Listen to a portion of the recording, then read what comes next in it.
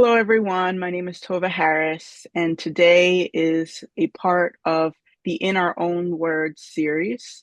In Our Own Words is an ongoing video series created to elevate the voices, stories, and lived experiences of BIPOC or Black, Indigenous, and people of color librarians and library workers.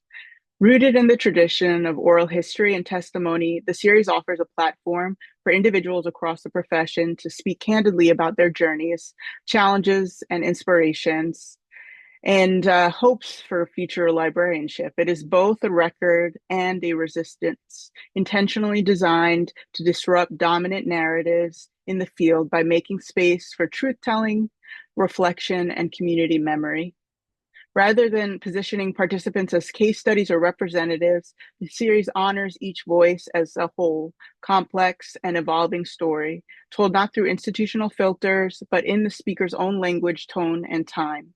These recorded conversations and reflections form a growing digital archive, preserving the richness and diversity of BIPOC experiences in LIS while offering future generations a window into the emotional, political, and intellectual labor that shapes this work.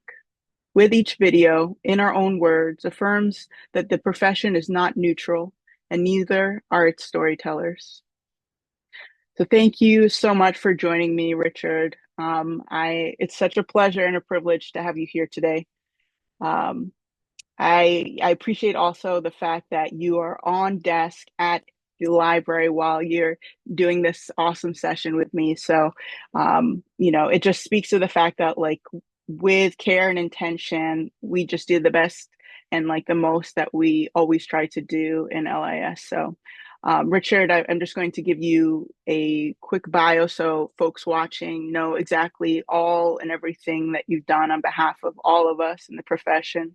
So, Richard E. Ashby Jr. is a visionary Black librarian, community activist, and literacy advocate with a distinguished record of leadership in public librarianship and information equity.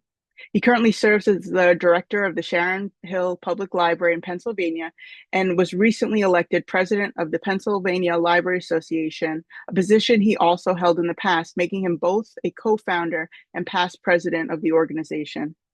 His leadership continues to shape the future of library services at both local and state levels.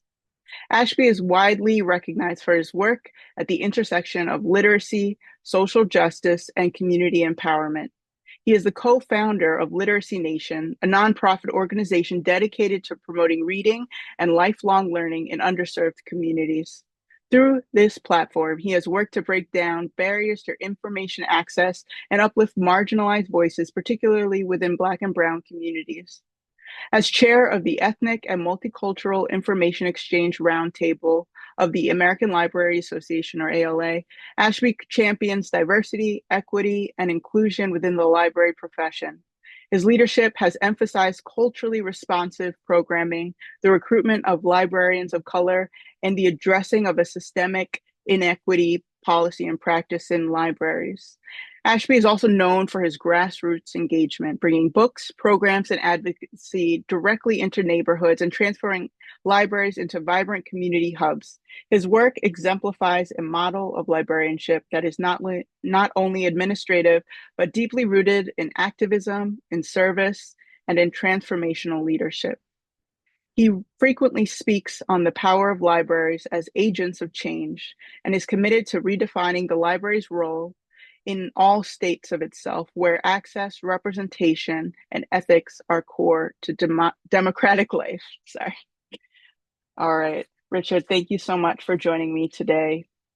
So I have a few or a list of questions that speak to the legacy of love that you've really given in your librarianship and on behalf of librarianship in the United States. So the first question is, as director of the Sharon Hill Public Library, president-elect of the Pennsylvania Library Association, co-founder of LiteracyNation, and chair of the Ethnic and Multicultural Information Exchange Roundtable of ALA, how do you navigate the balance between grassroots activism and the demands of administrative leadership?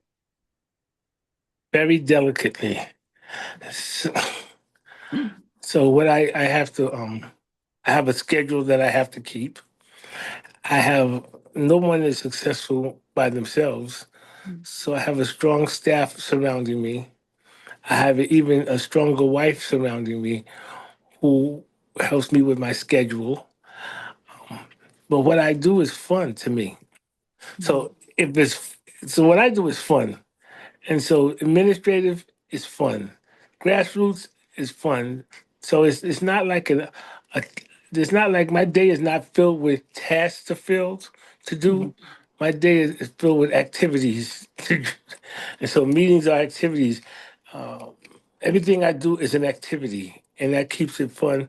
I've been doing this for over 30 years, working in libraries. And mhm, so it just comes naturally. So when you're doing a labor of love, it's not work. It's not an arduous um, problem that's put before you. Everything put before me is fun.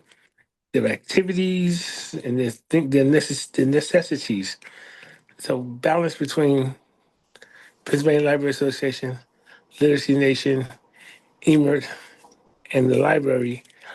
I have found a way to weave all of these organizations together.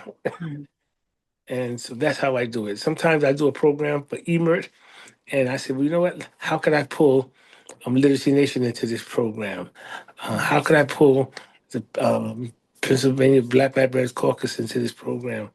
And how can I collaborate with all these different organizations and with programming and pull them all in together? So I'm not doing 25 different programs. I'm doing mhm. one program, but some of them they're standalone programs, but some of them also collaborations. No, sure. I mean, I thank you for that answer. I think um, from what I'm hearing, the community-based intersectionality, that programming and all of the kind of various strains and paths that you've connected together speak to like working together on behalf of programming, on behalf of communities that all intersect for a better future. So I really appreciate the fact that you're doing so much all at once and with such care. So the next question is, what inspired the creation of Literacy Nation? And what outcomes have most exceeded your expectations so far? So what inspired the creation of Literacy Nation was I was fired. So Hmm. uh, what a good answer. Mhm, I worked at a library on Long Island, mhm. and I worked there for 18 years. Was this And wine dance? it was a wine dance. Yes, I worked there for 18 years. And when the director got ready to retire, Mhm, he came to me and he says, I'm about to retire, and you haven't done anything for 18 years in the library. And he says, "Oh, good luck," because I'm out of here. It was a mhm, predominantly white library. There was only all the librarians were white, mhm, and he said, "So they're gonna eat you alive when I leave," because I was his ace, I was the guy he went to. And mhm, so I started as a security guard, mhm, and that's a long story, but I was fired, and I've just been married, and I was told that I had cancer, all mhm. within like a 2 week span. Wow, I'm so Got sorry. married, was fired, and then told that I had cancer. And I was like, oh, okay, God, this is a good activity. What now? And Mhm, one evening, I woke up at like 2 o'clock in the morning. I said to my wife, I said, hey, God just put something in my heart. He told me to start my own organization. She's like, oh, really? Is it a paying job? Yeah. Is it a paying job? I was like, I don't know. I said, he told me to start my company, and he said he gave me the name Literacy Nation. Mhm, And she's like, wow, why Literacy Nation? And I said, well, everything is nation now. Everything is something nation. So I said, so why not Literacy Nation? She goes, oh, it's a catchy name. It's a catchy name. Went on back to sleep. Didn't do anything with it. About a month and a half later, God woke me up. God woke me up literally in the middle of the night and said, I have your motto for you. I was like, okay. He says, people are saying liberty and justice. I want you to say literacy and justice. Wow. So the motto is with literacy and justice for all. Mm, And then when I told my wife this, she's like, "Oh, that's beautiful. Let's check the internet." And we searched the internet and we searched the internet, and we could not find those words on the internet with literacy and justice. And so we started Literacy Nation. And what we started out, I said to her, let's do like Madam C.J. Walker did.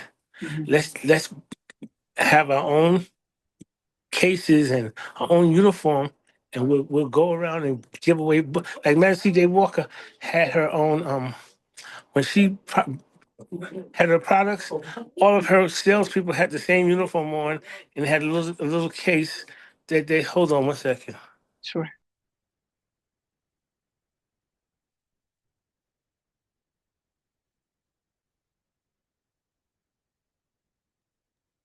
And so Literacy Nation, we had our own little cases and we had our own look, and we would go throughout the borough and throughout the country, and we would give away free books.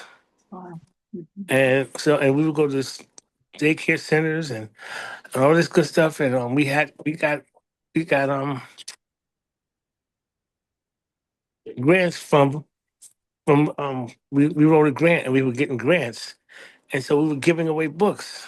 And so mhm, one day a friend of mine called me and said, the local radio station is going to be at the Philadelphia Free Library. They're going to be interviewing people. I want you to come down and get interviewed. mhm, So I rushed down to the library. I was on the radio station. I did an interview about Literacy Nation, and my dream was to have my own library. And then after the interview, a lady was sitting on the steps. She said, I heard your dream. I want to give you some keys to a building." And I was like, "A wow. keys to a building?" She was Wow. like, "Yes." And I said, "Well, you can't give me any keys to a building. I'm married." I said, I Wow. said, I said, when I talk to my wife and then we'll talk about it. Got home, I told my wife about the key to the building, and she said, "Okay, let's call the lady." Turns out the lady lived 5 houses from us, Oh, wow. and Oh, wow. she gave us a building. The next day we went down. It was 12 rooms. She paid she paid the rent, the phone bill, the gas bill, and the electric bill, and we built a 12-room library. Oh, my We God. we went to the Philadelphia Free Library and we took English as a second language courses. We took GED courses. My wife is a math whiz, and she taught the math classes and the GED classes, and we received a grant from the Philadelphia Archdiocese, and we started giving lunches out to the kids. We would travel to Baltimore with these big suitcases and trunks and go to the book thing and fill it up full of books. And we got a grant from First Books, and we had 5,000 books in the library. And the thing was that you can't check out a book, but you can take out a book. Mm, So you take the book and you read it, and then you pass it on to somebody else. wow. And if you can't pass it on, then you could bring it back. But try to pass that book on. And that's what we did for about a year and a half. And then we came to work one day, and I say work. We were paying my wife and I. We put like $20,000 every year into Literacy Nation to fund us. And one day, Drexel University came. I don't know who they were really, but they were telling me what I can and can't do in my library and for our services goes. And I told them basically get out because I'm not asking Drexel for any money. It's not a government library. It's not a municipality. This is a special library. You can't tell me what to do. And and then a couple of days later, no connection. It was a very tough neighborhood, very bad neighborhood. Prostitution, drug selling, whatever you want, right there in the corner. That's why the building was empty. That's why she gave me the building. Nobody wanted it. And there was a bullet hole in the door. And my wife's like, "Okay, I know you're from New York. Now we're in Philly. I know you're from New York. I know you're New York tough. But you can't stay in this building because there's shooting outside and bullets have no names. And the bullet was like right next to the seat I sit in because the bullet hole went through the door. So when she left, she said, "Call some friends, get a U-Haul truck, and move the library and put it into storage, and we'll find another building." I was so happy. I was like, "No." She's like, "No, you have to do this. I'm not going to lose you to no violence like this." So when she left, God spoke to me again. Mhm. God said, "Rich?" I said, "Yes." He said, "You don't have to listen to her." I was like, "God?" He's like, no. She said, you can't be inside with the library. So put the library outside on the sidewalk. So I took two tables, I filled it full of children's books, I filled the other full of adult books. I took three tables, I set it outside. I said the laptops on top because we had got grants for laptops. I said 246. I said six laptops out on front. I put a desk for myself with a laptop. I put some milk crates behind me with some reference books. And I set up shop right there on the sidewalk. We had a hot spot, so we set up shop right on the sidewalk, and then everything exploded. We had Literacy Nation shirts, and my wife came home that night, and she's like, "What are you doing?" I said, "God told me to put the library on the sidewalk." She's like, "Look at all these people getting books in," and there were people sitting down filling out applications on the laptops, and she said, "Oh." So now you're the sidewalk librarian. That's who you'll be. And so that's what I stuck with. And so Literacy Nation, we just kept going and growing and going. And every year we would put $15,000 to $20,000 in it. I would tell her I have to go to all these conferences all over the country. And she's like, why? I was like, just for representation. I need you to keep our social media page busy. And people started looking at us like we were a real big company. It was just my wife and I, because we Wow. showed up at everywhere. And Mhm. move fast forward, 2022, Mhm. we applied to be we applied for acceptance as an affiliate of the American Library Association. Someone told me it's going to take us a year. They don't know the God I serve. Mhm. I applied in September, and we were an affiliate in January. Wow. So now Wow. we're affiliate of the American Library Association. We have we now promote and encourage and develop independent authors. So now we now have a catalog of over 4,000 books from independent authors. We um we have our own catalogers called Indie Cats. Independent catalogers, Indie Cats, Mhm. and we catalog our books into the World Cat. We have our own subscription to the World Cat. So Wow. we can take our books and catalog them in the right categories, right metadata, the right subject matter That's heading amazing. Yeah. with our independent authors' books. And so that's what we do. Wow. There's so much to unpack with that story, but I mean, I think it's heartwarming to know that, like, from the end of one chapter began the best chapter of all. So I really appreciate the fact that you and your wife put so much into the beginning of something, and that with a higher power, you created and built until we know what it is. And everyone in the profession knows Literacy Nation. So thank you so much for that story and for your work. Thank you, thank you. And we were just talking last night. There's so much more work to be done. And so one thing with Literacy Nation, we have a new president now, Dr. Andre Jameson. Mhm. And I said to my wife about 5 months ago, I said, honey, this is a great organization, but it's not going to grow if we don't give up leadership. Mhm. If we don't let somebody else come in and see our vision and then see their vision. We have to have a plan for succession. And we literally sat at that table and cried. Because Literacy Nation was like our child. We don't have any children. So she was like, we gotta let it go. I was like, yeah, we have to make it sustainable. And I said, and so we called Dr. Jameson. We asked her would she take over as presidency, and just to her credit, she said, "I'll take over." So we gave her the bylaws and all, the vision statement and the mission statement. And she called us a week later. She says, "I'll take over as president as of Literacy Nation." And we asked Michelle Fenton. She writes the blog Little Known Facts Black, and we called them and said, we want you all to be president and vice president. And Dr. Jameson said, I'll take over, but I can't take over with with these bylaws. Mhm. And we said, well, what's the problem? She said, the bylaws have to be rewritten. I want you to rewrite the bylaws that you and your wife always have a majority vote, and you don't lose control of this organization. Wow. And we was like, wow, we didn't even think of that. She Mm, said, so you're about to give away your organization. mm, You're just so emotional. You didn't even think about that. And so now my wife is the executive director. wow. And we have a majority vote, Mhm. and we're happy with it. And we're getting ready to make some big announcements in the next couple of weeks of different things that Literacy Nation will be doing. Oh, that's so exciting to hear. And I just also want to say that it speaks so much that other library leaders are so intentional and so careful to take care of us while we hand over our hearts to someone else. Yes. So thank you.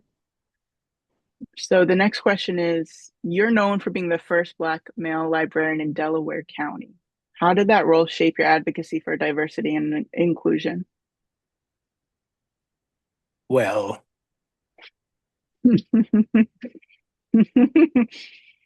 the role as a first, the role, I didn't see it as a heavy lift at first. Mhm, I took it, I never looked at myself as the first black anything. I know I was the only black, but not the first black. And I didn't, mhm, I'm also the first black. I'm the president elect of Pennsylvania Library Association. 125 years, nobody ever black ever been president. And so I don't want to be known for being the first black. I'm going to be known for that anyway. But I also want to be known for the things I accomplished, the people's lives I touched. And so in Delaware County, as in Wyandanch, but I didn't see it. I didn't see it like I saw it in Delaware County. When I got ready to leave the library I was in, Yaden Public Library, I had been there 6 years, I guess. When I got ready mhm, to leave, the amount of tears that people physically cried, the kids cried. I mean, adults cried. It was like, I was like, what is going on here? Well, I never realized I touched so many people. And I never realized that the programs I did, the books I brought into the library, and just the time I spent, because I get to the library before everybody else get into the library. I always get into the library and I pray first. mhm, I'm a Christian. And I always mhm, pray in my library. And I get to the library early and I leave last. And I work, every day that the library is open, I'm in the library 6 days a week. If I don't do nothing but come by and stop. And so I know when I got the job, my wife said, to whom much is given, much is required. And you just take that and you marinate on that. And so being the first black male librarian in Delaware County meant that I had to show people that it's not a mistake that I'm here. I'm not here because I'm black. I'm not here because I'm a male. I'm here because I'm good. I'm here because I'm intentional. I'm here because I'm Richard E. Ashby Jr. And this is where God placed me. And I mhm, take it very seriously that this is what I'm doing now. I'm 71 years old. mhm, I remember going into bathrooms that said whites only. I remember the water fountains in North Carolina. I remember I met Dr. Martin Luther King when I was 9 years old. I was there in the civil rights movement. I was there when when we were black. I was there when we were African American. I was there when we was black and brown. And I'm still here. And I have to take this job as a librarian very seriously because I have people lives, I have their hopes, I have their aspirations in my hands when they walk in that door. mhm, So being the first black means I have to be the first one to show them love, empathy, and respect. And being here in I'm in Sharon Hill now, up the street from my first library. It just means that I have a task. Now I'm in Sharon Hill. I was in Yaden. I was in Keys Rocks. These are all small libraries that were basically one was closed when I got here. This one, Yaden hadn't had a library director for 5 years, and McKees Rocks hadn't had an effective library director in like 7 or 8 years, and they were all every one of them I went to, I was the first black male librarian to get to be there. So it meant that I had a had an assignment.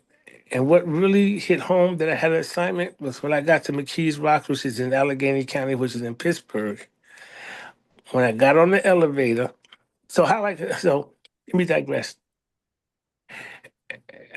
My wife wanted to move to Pittsburgh for a job. She went for the post office, and she said, "Honey, I want to go to Pittsburgh." And I said, "Well, hold on, I'm in Yaden. I don't want to leave." She says, "Well, I really want to go to Pittsburgh." I said, "Well, if you go to Pittsburgh, I have to leave this library and get a job up in Pittsburgh." And so this is true. So she called me back and she said, I have an assignment in Pittsburgh. What are we gonna do?" I said, "Well, I, I looked on Indeed. I saw there's a library without a director Mhm. in McKees Rocks. I'm gonna send them my resume." Now, I sent them my resume and I didn't hear anything back. And I called my wife. I said, "I didn't hear anything back." And she said, uh, it's 2 o'clock. You sent the resume in at 10. What are you talking about? And I said, "I'm Richard E. Ashby Jr. I'm the first black librarian in Delaware County. I'm on this committee. I was the president of the BCALA. I was president of New York Black Librarians. They should have called me back." And she said, "Well, did you put that on your resume?" I said, "I didn't put any of that on my resume. I just did a generic resume." And so I said, "This is true." I said, "Honey, I'm gonna send them a picture of me. I'm gonna fax them a picture." And she goes, "Why?" I said, "Because I did some research. There's no black people working in that library, and everybody's trying to hire somebody black now. It's a woke age." And she goes, "So what does that mean?" And I actually said, she got so mad. I said, "Well, I'm dark skinned. If they hired me, they've hired two blacks." And she got so mad. I faxed them my paper at 10. Mhm. 11:30, they were calling me saying, "Come in for an interview." Wow. Wow. And they hired me. My first day on the job, the HR director got on the elevator with me. She made sure nobody else got on the elevator. She says, "I want to talk to you, Mr. Ashby." We're on the elevator and she says, "Mr. Ashby, I know you're the president of the Black Librarian Caucus, and I know you take pride in being a black librarian, but I want to ask you, are you going to make our library black?" And I said, "Cha-ching, I'm rich." I said, "I'm rich." Mhm. So I said, Mhm. But no, I wouldn't make this library black. Why would I do that?" She Mhm. goes, "You wouldn't?" I was like, "No, why would I do that? No." And then she said, "Oh, we were all just wondering. It's a question that's on everybody's mind." And I feel so much better. I called my wife and I said, "Honey, do you have the cards? That's our code for I'm going to jail. Mhm. You got to bail me out." And she goes, "What are you doing?" I said, "I don't want to tell you, but I'll be home Mhm. really late tonight." I Mhm. went outside. I went over to Dollar General and I found two young people and asked them, did they want to work in the library? And they were like, "We heard there's a black librarian here." And I was like, "Well, that's me. You want to work in the library?" I brought them over to the library. I let them fill out applications. I hired them. I taught them how to check in books. That's all you need to know, how to check in books right now. The next day, when everybody started coming into the building, I was like, "Who are the black people behind the front desk?" I said, "Those are the people you asked me not to hire." Mhm. So you got to be intentional, and you have to know how to play the game. You have to be able to say, "I'm going to stand up for what's right, and you're not going to bring me into your organization and make me turn my back on my people or what I know is right." Representation is so very important, and when you get to these positions, sometimes people get to these positions and they get afraid of reaching back, thinking that if I reach back, I'll be pulled back. But I Mhm. reach back because I know if I'm reaching back, somebody else is reaching forward to pull me also, like Andrew Jackson, like a Mhm. Wanda Brown, like a Gladys Smiley Bell, these Mhm. and Stanton Biddle. These are people who shoulders I stand on. And Mhm. so by me reaching back, I know when I reach back, if I start slipping, Andrew Jackson gonna give me a call. Say, "Hey brother, what you need?" you Mhm. know, Gladys Smiley Bell's gonna give me a call and say, "Are you all right? What do you need?" And so I feel so empowered in what I do because I'm not afraid. I'm not afraid. because I have that foundation that was given to me by the Black Caucus of the American Library Association, that was really given to me by the New York Black Librarians Caucus. That organization is really what made me who I am today. That and Jesus Christ and my wife. But professionally, Black Caucus of the Black Caucus of New York Black Librarians Caucus is the best organization I ever belonged to with the most support. Mhm. No, that's amazing. And as someone who's just become treasurer of NYBLC, I can already see how intentional so much of the work is, and the advocacy and the voice, most importantly, the voice that often feels missing, even within New York, and NYLA and so many other organizations throughout the counties of New York that just doesn't have more than one voice in it. So thank you for all of that. That was one of the best. um, okay, the next question is your library initiatives often go beyond books, offering programs for GED prep, ESL, and more. What is your vision of a 21st century community library? Is it on the sidewalk? Is it on, like, on a boat? I don't know. This is a random example. Is it in a building with an extension outside? I mean, does physical space matter? Yeah, the physical space matters, but it's not the only space. Yeah. It's not the only space. It could be on a sidewalk. You can have a library in a church. Uh, right now, LiteracyNation is working on building our own library again. Hmm. We want three buildings for our library. We want the library. On one side, we want a black box theater. On the other Wow. side, we want an art gallery. And the Wow. building in the middle is the library. And so Hmm. that's what we're working on. So, and you all know that libraries are the hub of the community.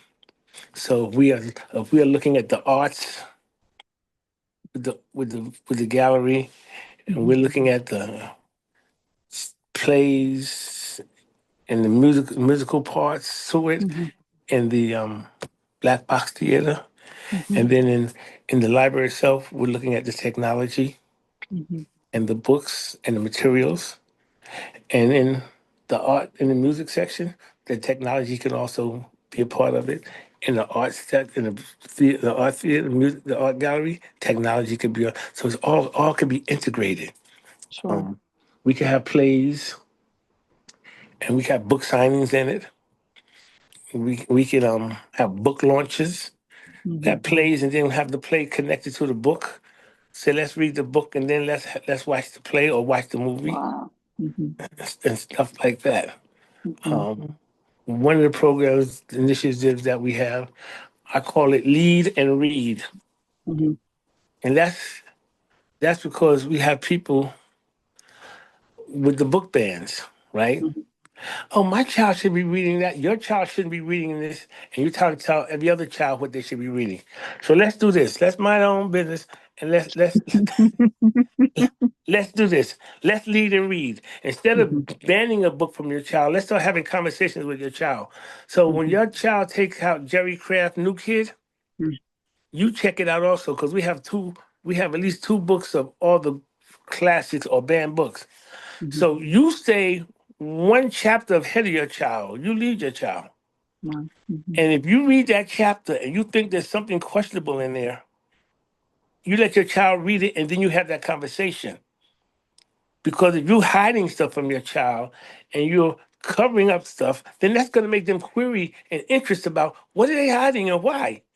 But if you let them see it and then you explain it to them, then you have control over what your child is learning and and what value are they pulling out of this story. You get to mold your child, and your child does not. And the internet and AI don't get to mold your child. You do. Hmm. So lead and read. Stay one chapter ahead of your child.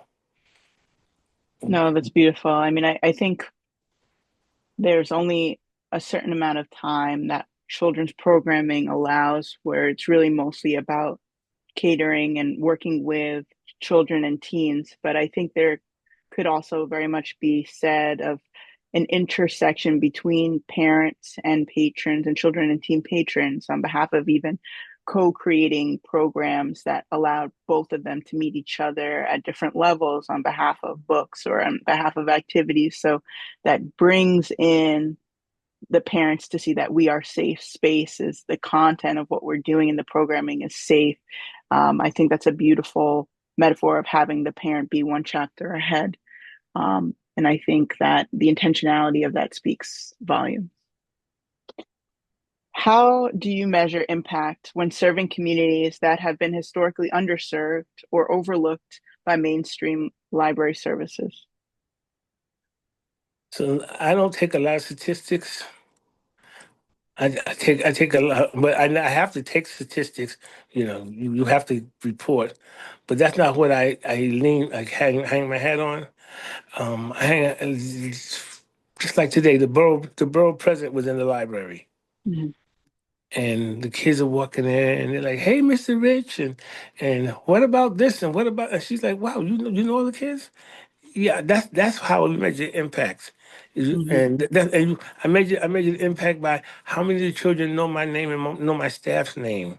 mhm, How many of the children feel empowered to come into the library and hand me a slip of paper, and that slip of paper says you need to buy this and this and this book, and by 2 days later, I hand them a slip of paper and says this is where the book is at on the shelves. mhm, mhm, And see their faces light up.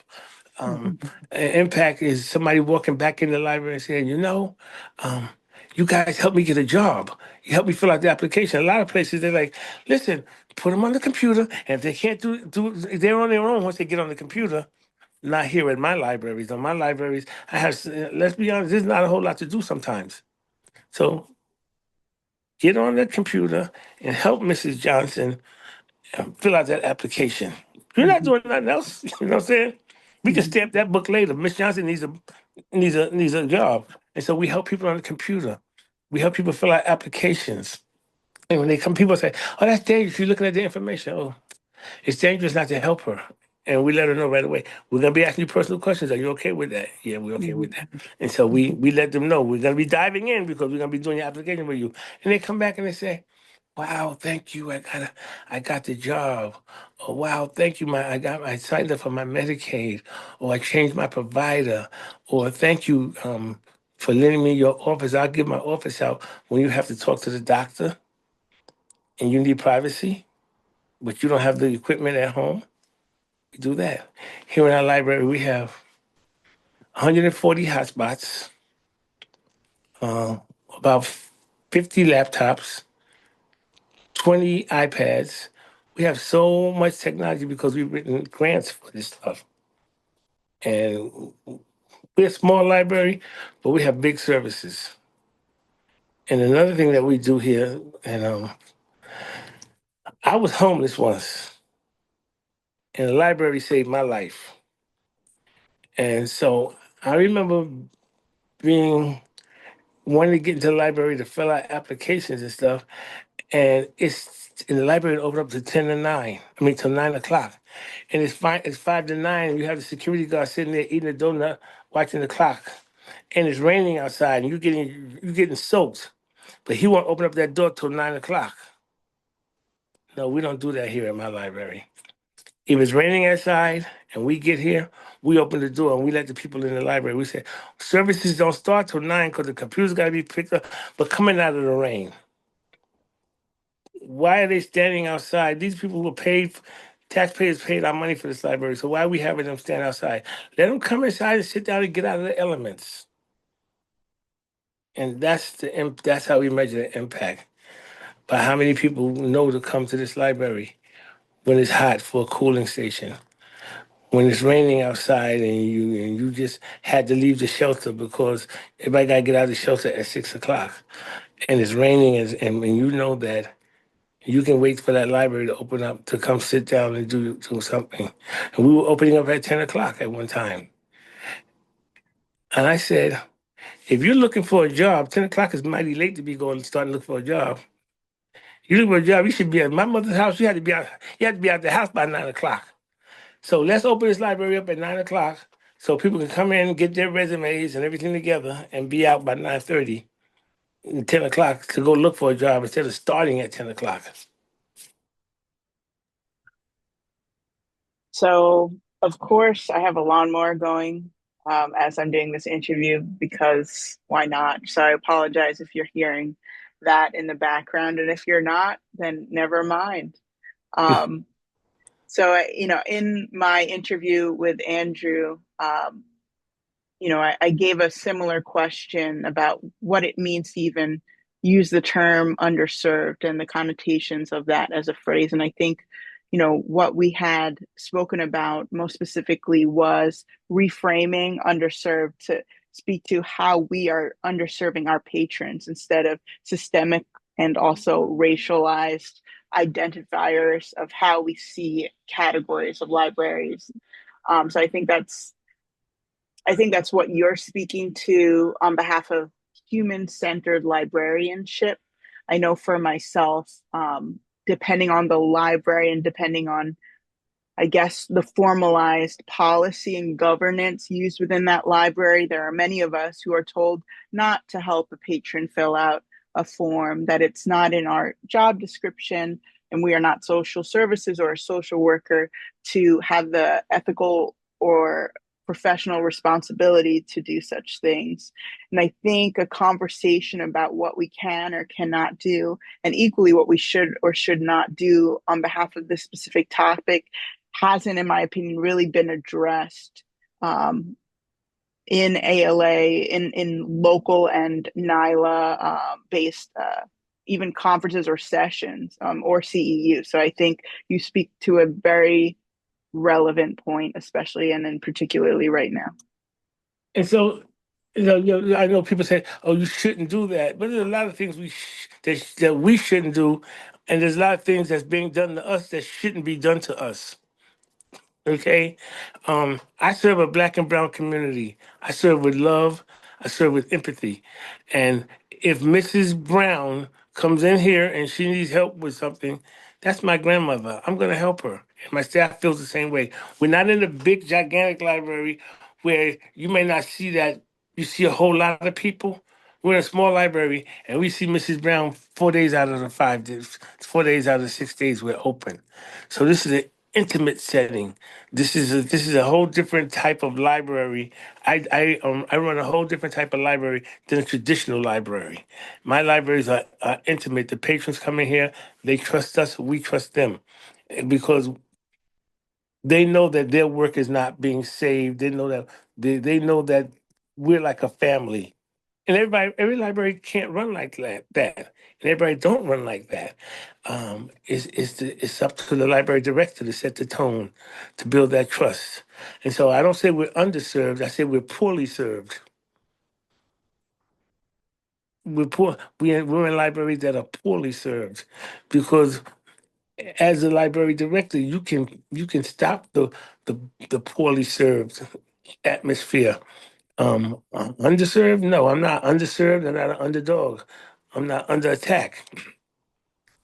I have understanding of what the problem is.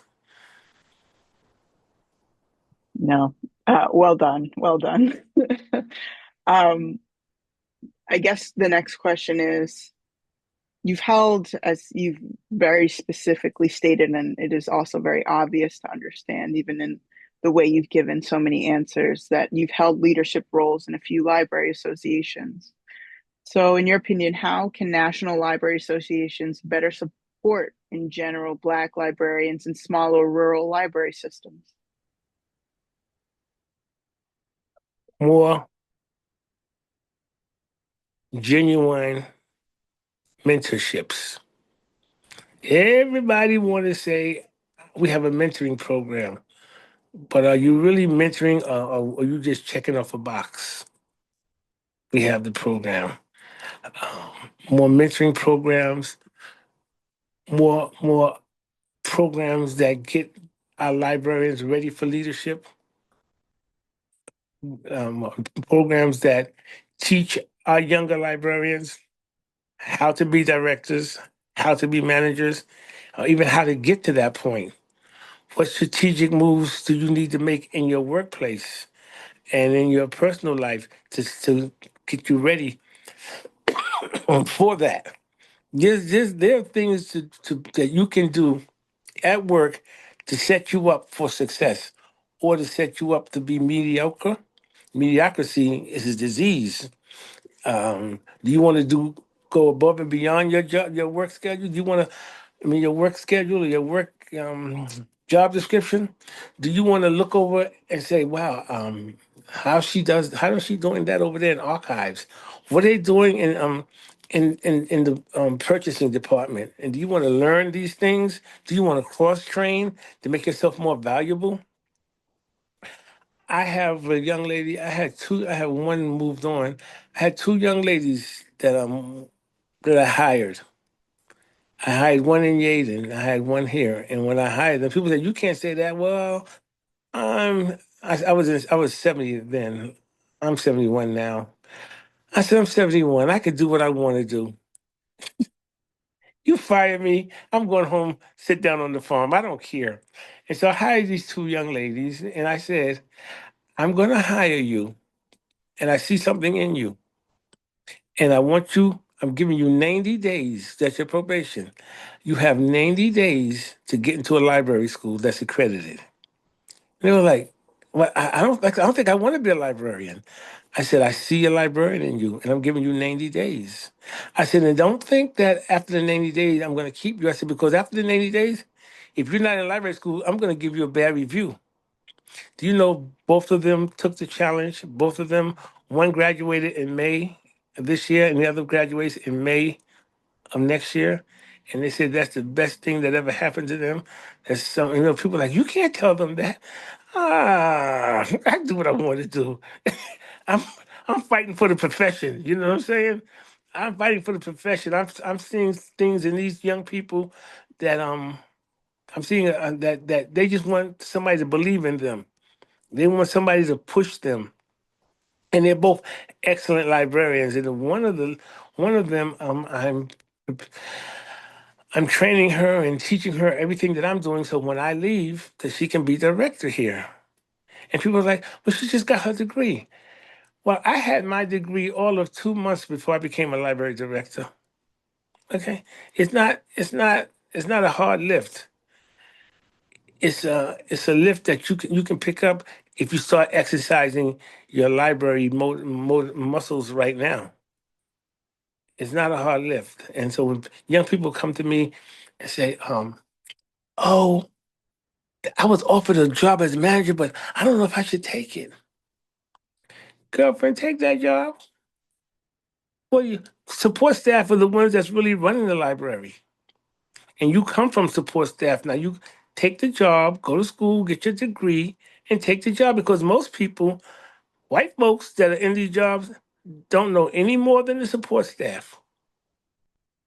So you go in there and you take the job and you learn it on the job training. Nobody knows what they're doing the first time, except for we hope the doctor, the surgeon, we hope he knows what he's doing. Someone But also like driving a plane or like, yeah, yeah, yeah. yeah, we don't Hmm. want them practicing on us. Sure, sure.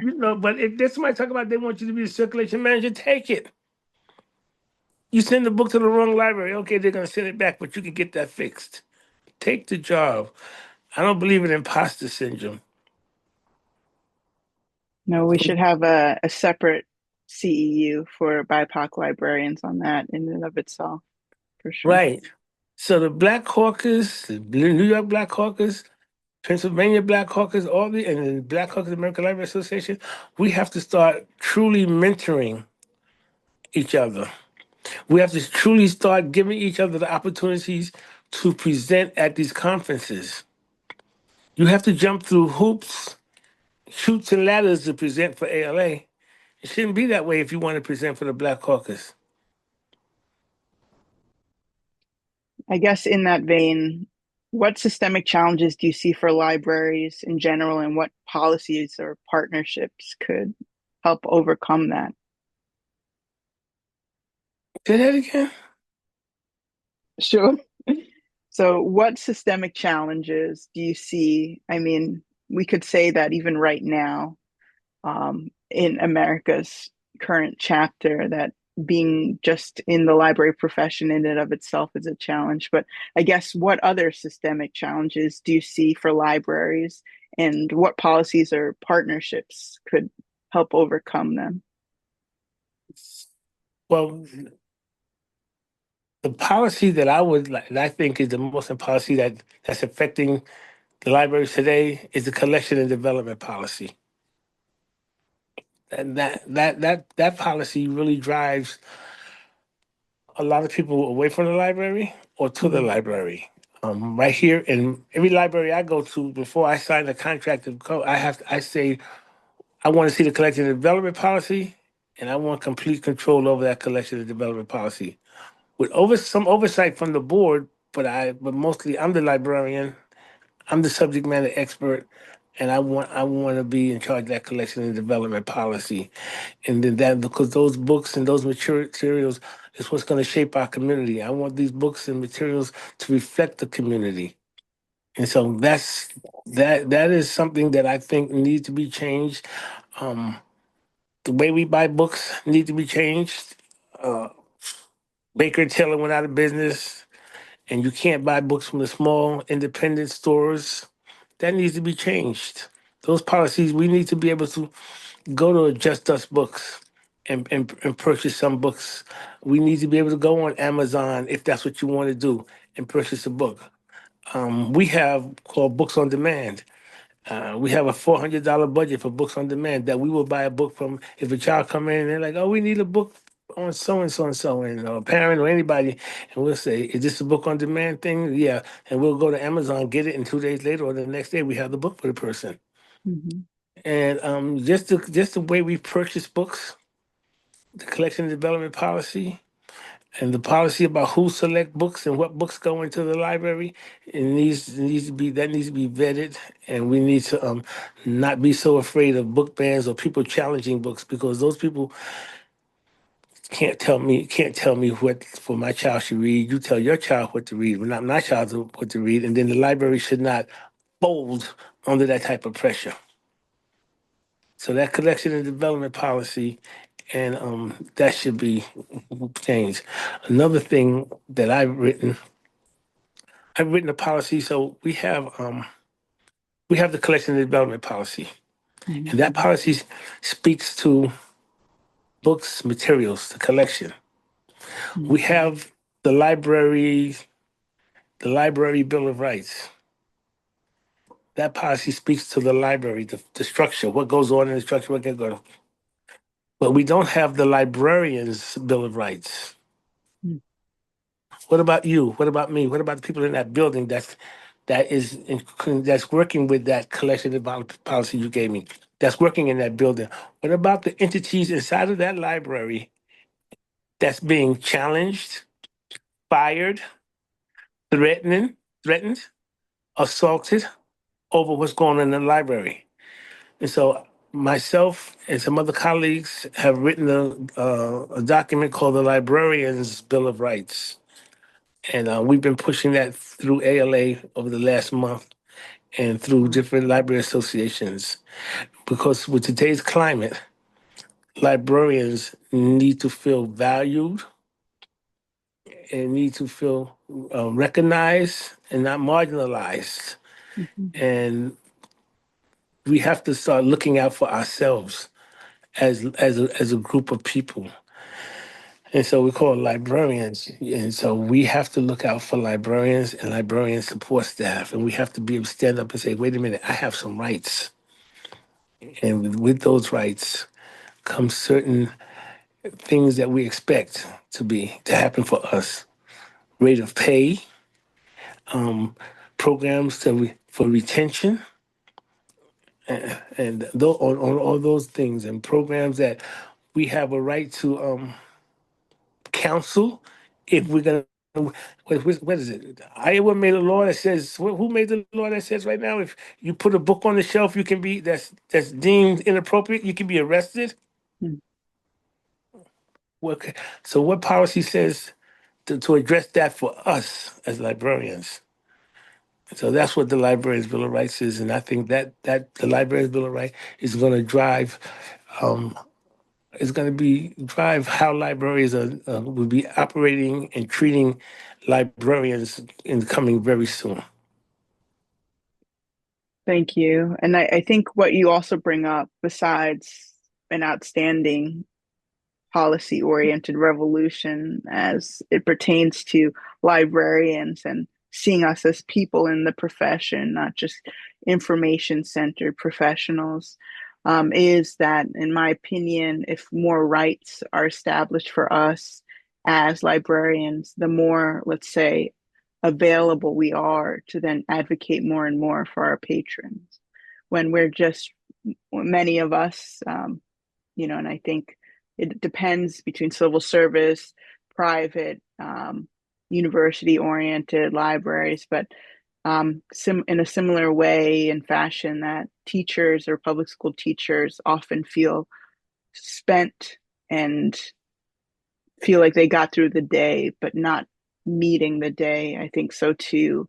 If there's more support given to librarians, there's more of them in themselves to show up for. So thank you. Thank you. I will get through the last questions as quickly as possible. I know you're closing, so if you want to take the time now and lock the door, let me know. No, Um, okay. For specifically young Black men interested in librarianship, since there's not many men in public librarianship in the States, and certainly not many Black men in the librarianship culture as a whole. Um, for those like unsure of its possibilities, what message would you share to ignite their interest, sense of purpose, and grit to stay within the field? I would tell them that if they wanted to make a difference in in their community, to become a librarian. If Mhm. they wanted to make sure that our story is told correctly, become a librarian. If they wanted to make sure that their brothers and sisters and cousins have resources and know how to reach those resources and know where to go to find those resources and somebody to go to for their resources, become a librarian. If you want to see the joy on somebody's face when they walk in the library and they say, "Can I see the director?" and they're looking at somebody white and they say, "Well, no, he's the director," and they look at you, become a librarian. If you want to be able to stand up in the middle of a crowded room where you're the only one that look like you, and they ask you, and they think you're the hired help, but you're actually a librarian, and then they find out that you're a librarian, and the look on their face is so rewarding. It's because for so long we were not allowed to read. We was beat for reading, we was hung for reading, we was punished for reading. And look at God. Not only are we reading, we're the gatekeepers and the culture keepers of these institutions that hold these books and materials. So if you want to make a difference, if you want to be a Jackie Robinson, if you want to be a Martin Luther King, if you want to be a Muhammad Ali, if you want to be a Madam C.J. Walker, if you want to be a Harriet Tubman, become a librarian. Beautifully put. Thank you so much for taking the time and being on desk and taking the time. That is a multitasking wizardry that I one day hope to aspire to. Richard, thank you so much for just such intentional answers and really hats off to your work with Literacy Nation. Good luck with the next stages of what is about to unfold that we will all soon find out about. Good luck with the Bill of Rights that is needed and most significantly, let's say, highlighting the danger and the discourse around librarianship and public librarianship specifically within the states right now. And I hope to see you in the future, if not on NYBLC Zoom sessions. But for now, we will say goodbye and thank you for the time that you spent with us today in the docuseries In Our Own Words.